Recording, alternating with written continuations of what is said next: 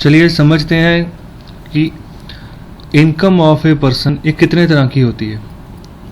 So basically जो income है इसको हम 3 हिस्सों में बांटते हैं। सबसे पहले होती है नॉमिनल इनकम। सो नॉमिनल इनकम क्या होती है?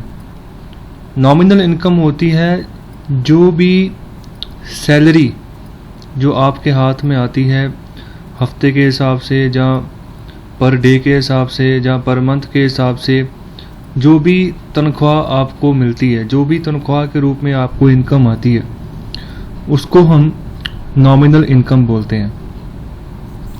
और दूसरा है रियल इनकम। रियल इनकम वो इनकम होती है जब नॉमिनल इनकम में से हम जो आज के दिन की जो महंगाई का रेट है, महंगाई का दर है, उसको अगर हम उससे माइनस कर दें तो जो रिजल्ट निकलता है, जो इनकम निकलती है, उसको हम रियल इनकम बोलते हैं।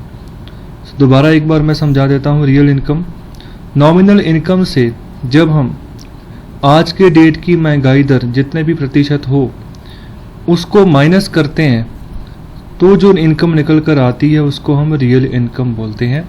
और जो रेट ऑफ इन्फ्लेशन होता है इसको हमेशा परसेंटेज की फॉर्म में ही हम लेकर चलते हैं।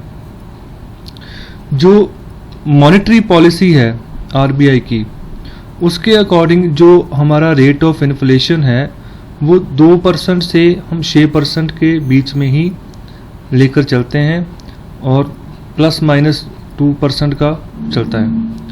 सो अभी भी जो इन्फ्लेशन रेट है, महंगाई दर है भारत में 2 से 6% के बीच में ही है, जो कि हम कह सकते हैं कि काफ़ी कंट्रोलेबल सिचुएशन में है। उसके बाद आता है डिस्पोजेबल इनकम।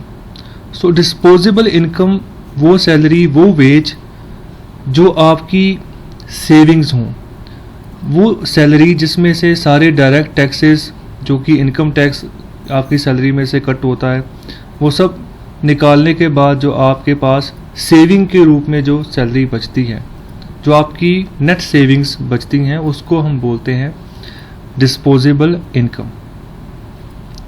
और अगर हम इंडिया की बात करें तो इंडिया में जो है इन्फ्लेशन दर जो है 2 से 6% के बीच में लेकर हम चलते हैं।